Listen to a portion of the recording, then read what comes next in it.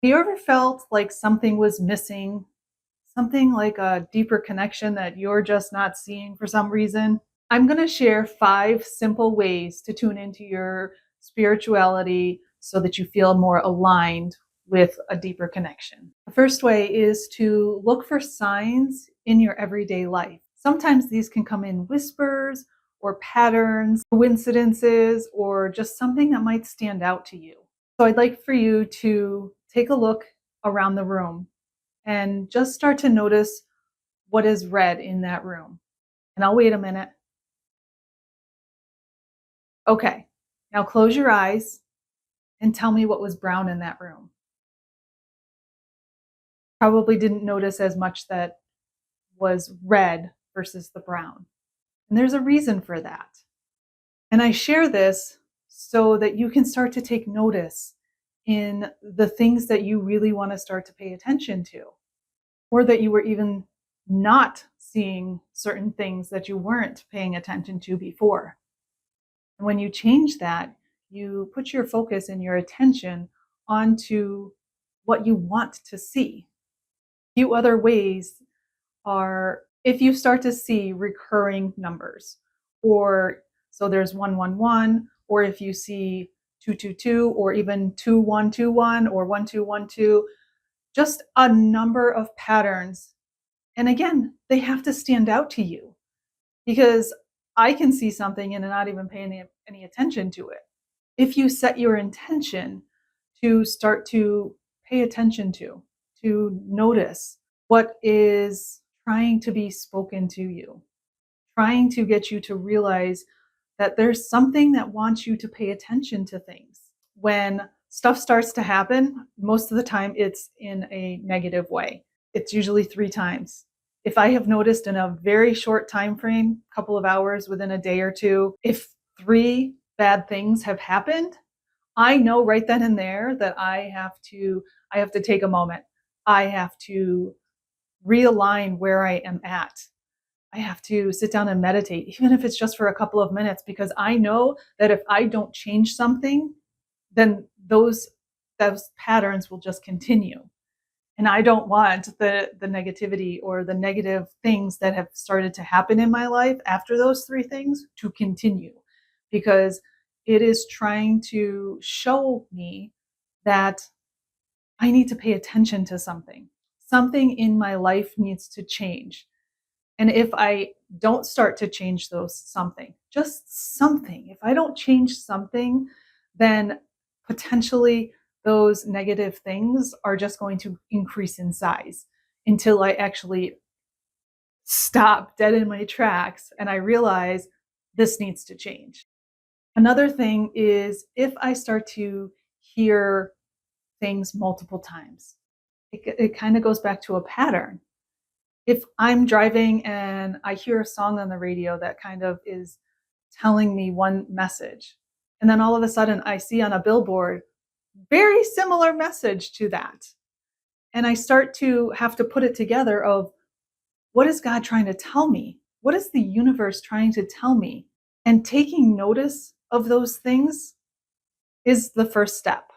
Another way for me to hear God or hear the universe is to silence myself. So I can either go for a walk outside with no distractions, not walking your dog, not being on your phone, not listening to anything on your headset, and just being and listening and seeing what comes through to you.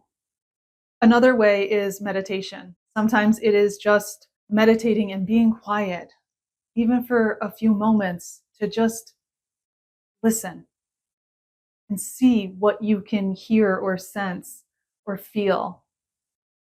Another part of that meditation can be sitting down and just asking a question.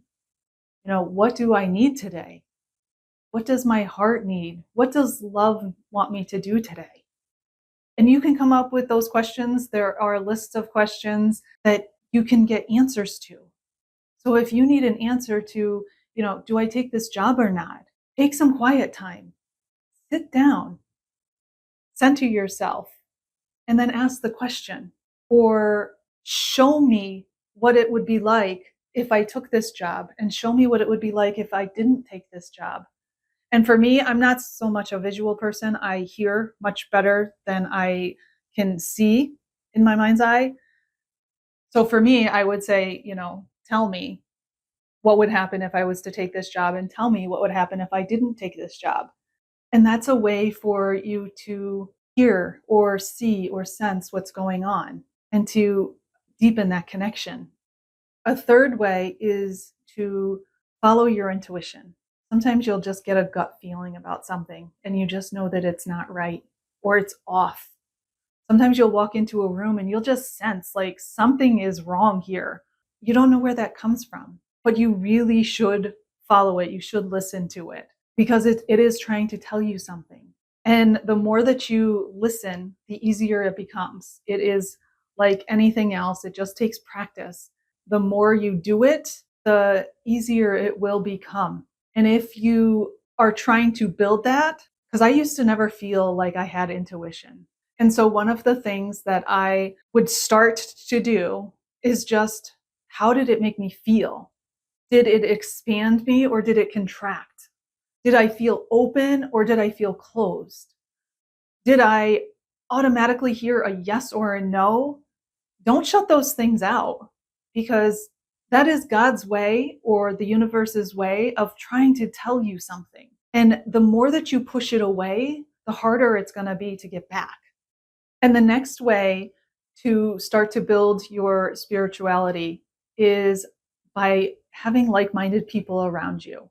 So if you don't have something physical in person, you can also join online groups maybe, or you can look at other resources such as books or podcasts, something that is going to have the same or similar path that you are on, because it could bring about some different perspectives that you might not have thought about. But having those people there to support you who understand where you're at, the more of those people and like-minded thinkers around you is going to kind of propel you even further and possibly faster than by you just doing it on your own. And I'm not saying that you can't do it on your own. That is an option for you, is to have those people or have the input that you need to open you up to other things. Another thing is to connect to your heart. Ask it what it wants. Ask it what it needs. And then again, just listen. Listen to those moments that you're going to be able to feel or sense or see. And if you aren't able to just ask in the moments, which I was never able to do, I could sit down and do a heart-centered meditation and just ask my heart, what do I need today? What makes you feel alive? And these will start to come to you. And again, with practice, it's just going to become easier and easier to do. It's kind of like when you first start to walk. You're not really sure on how to, put one foot in front of another. But after time, eventually those toddlers are just running away and they know exactly what to do. And sometimes they may fall just like you might and have some bumps and bruises along the way, but you can get back up and you can do it again and again and again. This can be the ask, listen, do method. You ask your question and then you listen to what is being heard or sensed or felt. And then number 3 is you actually have to do, because one of, at least for my struggles, is I can ask and I can listen, but then I have to actually do it. And sometimes I still don't do what I heard. So if I ask a question and I heard an answer, sometimes it is still so scary for me to actually go and follow that path that I decide to take a different choice. And that's okay. That's your free will. You're allowed to do that. It doesn't mean that it is right or wrong. Where I have learned that sometimes if I choose that path, that it doesn't work out. Sometimes it might have worked out better had I followed the path that I had actually heard. But either choice that you decide to make, it's okay, because you can still probably go and choose that other path for whatever your heart needs at that moment. God wants us to succeed. Just like I want my daughter to succeed. I want you to succeed. I want my family to succeed. But I can only guide you just like God and the universe can only guide us so much, because in all reality, the choice is still up to you. Whether you choose to do something or you choose not to do something, that's still a choice. And I want to encourage you to follow your curiosity, because that curiosity is going to lead you in directions that you probably might not have even thought were possible for you. And trust yourself along the way. I know for me, trusting myself was probably the harder of the two to actually do, because curiosity, it makes me want to actually do what it is that I am curious about. But trusting myself, trusting God, or trusting the universe is something that has taken a little bit more time, but it is okay, because the more that you begin to trust, the easier it becomes.